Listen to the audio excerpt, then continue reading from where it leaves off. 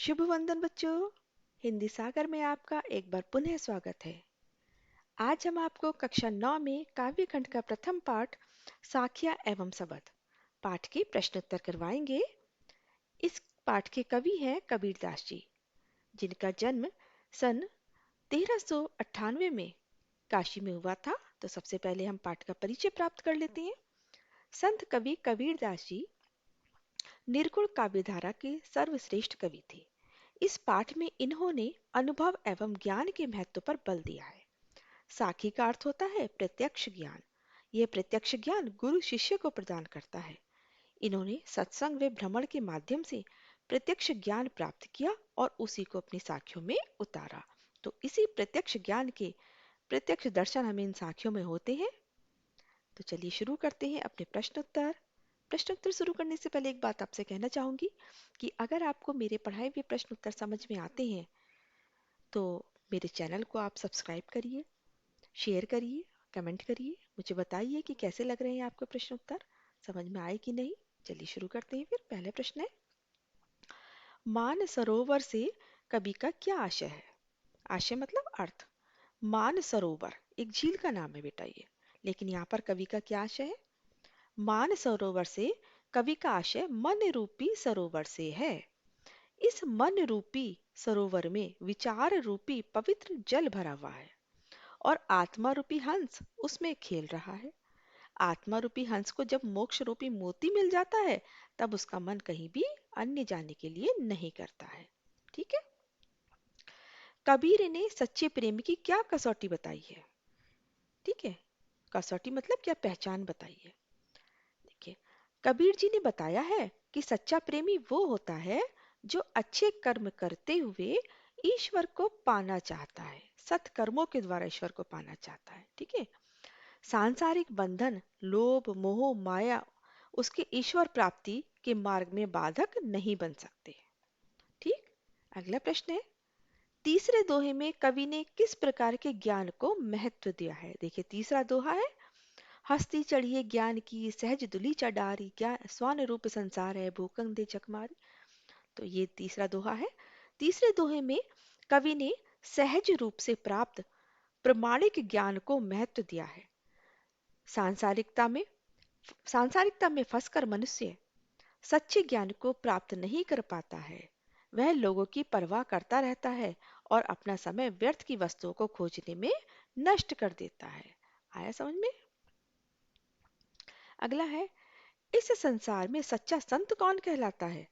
देखिए, इस संसार में सच्चा संत वही कहलाता है जो मनुष्य व धर्म में भेदभाव नहीं करता है, सांसारिक मोह माया और लालच से दूर रहता है, सुख दुख लाभ हानि अच्छा बुरा आदि सभी को समान रूप से अपनाता है तथा दिखावे की भक्ति नहीं करता है। ठीक है।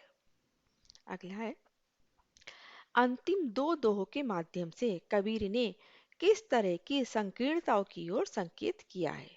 देखिए, अंतिम दो दोहों के माध्यम से कबीर ने निम्नलिखित संकीर्णताओं की ओर संकेत किया है।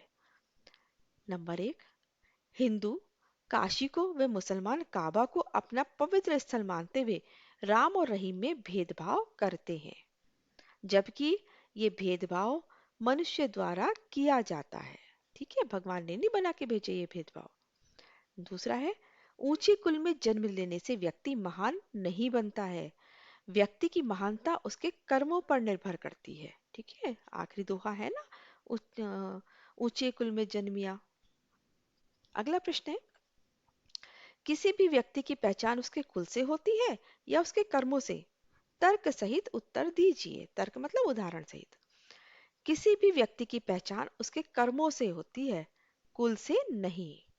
ऊंचे कुल में जन्म लेकर व्यक्ति यदि अच्छे कर्म नहीं करता है तो वह कभी सम्माननीय नहीं हो सकता।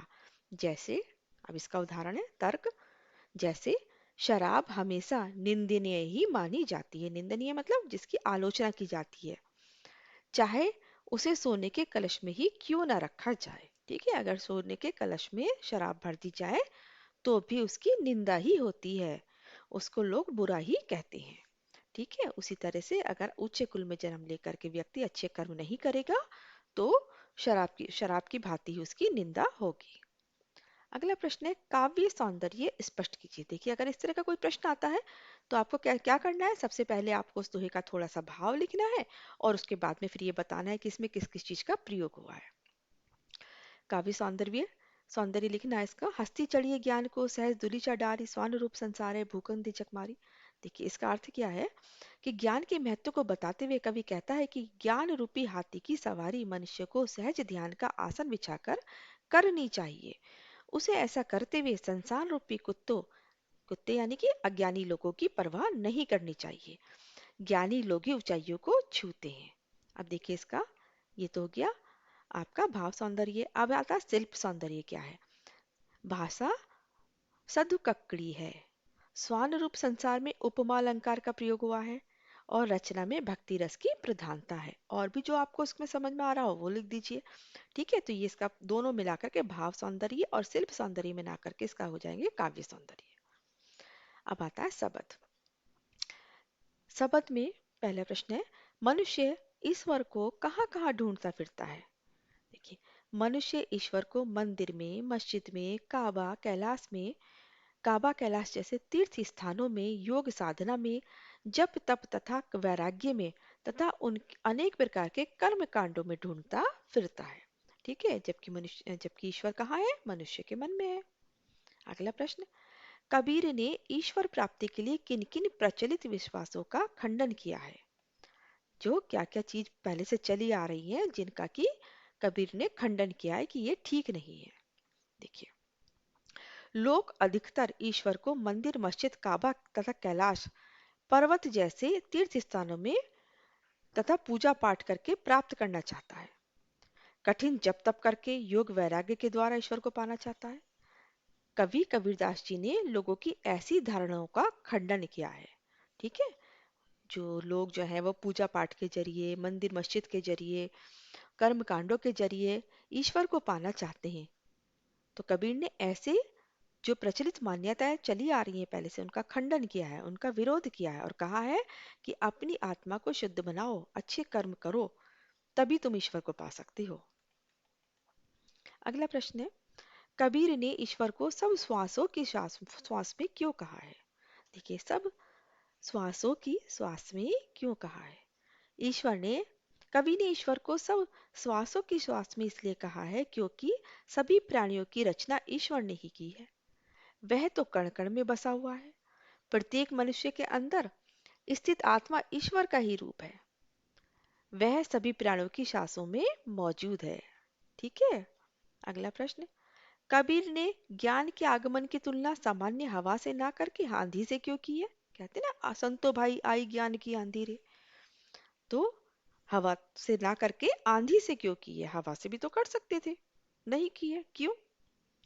आंधी में व्यापक परिवर्तन की क्षमता होती है जो कि साधारण हवा में नहीं होती। ठीक है, साधारण हवा चलती है, लोग बाग उसका आनंद उठाते हैं और बस।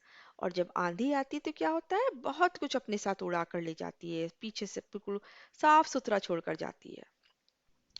देखिए उसी प्रकार ज्ञान रूपी आंधी के आ जाने से मनुष्य के मन का मोह माया छल कपट रूपी अज्ञान नष्ट हो जाता है, उड़ जाता है और मनुष्य का मन निर्मल होकर प्रभु भक्ति में लीन हो जाता है। ठीक है, इसलिए आंधी की तुलना साधारण हवा से नहीं की। अगला है ज्ञान की आंधी का भक्त के जीवन पर क्या प्रभाव पड़ता है। देखिए ज्ञान की आंधी का मनुष्य के जीवन पर यह प्रभाव पड़ता है कि वह मोह माया के सांसारिक बंधनों से मुक्त हो जाता है। उसके जीवन के भ्रम दूर हो जाते हैं, अर्थात ज्ञान की आंधी से उसकी सारी शंकाओं और अज्ञानता का नाश हो जाता है और मन पवित्र होकर प्रभु की भक्ति में लीन हो जाता है। समझ आ गया, जब ज्ञान प्राप्त हो जाता है मनुष्य के तो उसके मन से सारी अज्ञानता रूपी विष बाहर निकल जाता है, मोह माया सांसारिक जो बंधन है वो सब से मुक्त हो जाता है और फिर प्रभु की भक्ति में लीन हो जाता है। तो बेटा आपको समझ आ गए होंगे मेरे ये प्रश्न उत्तर। अगर आपको मेरा पढ़ाया हुआ समझ में आता है तो मेरे चैनल को सब्सक्राइब करिए, शेयर करिए, कमेंट करिए। स्वस्थ रहिए, खुश रहिए। धन्यवाद बेटा।